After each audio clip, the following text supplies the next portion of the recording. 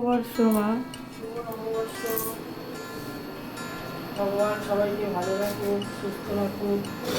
নমস্কার বন্ধুরা, আর তোমাদের প্রত্যেককে জানি শুভ নববর্ষ।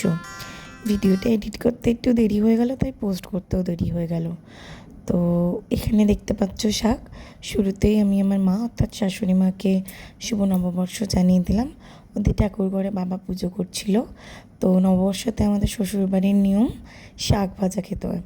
তো তার জন্য মা শাক ভাজা বানাবে, আর এছাড়াও আর কিছু স্পেশাল বানিয়েছিলাম, সেগুলো শেয়ার করছি। তো সেদিনকে টিফিনে জলখাবারের জন্য আর অন্য কিছু তেলের খাবার বানাইনি, সামান্য একটুখানি চাউমিনই বানিয়েছিলাম।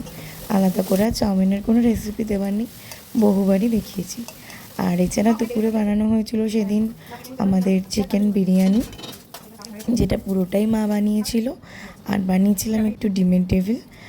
আর এই যে দেখো, ডিমের টেবিল বানানোর জন্য সব তৈরি করছি আমি। আর এদিকে মা বিরিয়ানি মাংসের জন্য সব কিছু তৈরি করছে।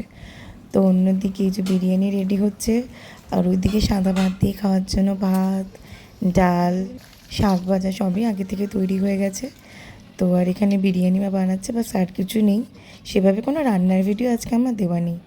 তো আশা করি নতুন বছর সবারই খুব ভালো কাটুক। সবাই ভালো থেকো, সুস্থ থাকো, প্রতিটা দিন আনন্দে কাটাও। ভিডিওটা নববর্ষের দিনই করা হয়েছিল, কিন্তু পোস্ট করতে আমার দেরি হয়ে গেল, এই ভয়েস ক্লিপ দিয়ে এডিট করা হয়নি।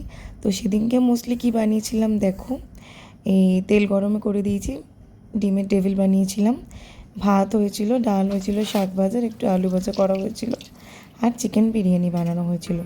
তো সেটাই এবার সুন্দর করে গুছিয়ে সার্ভ করা হবে।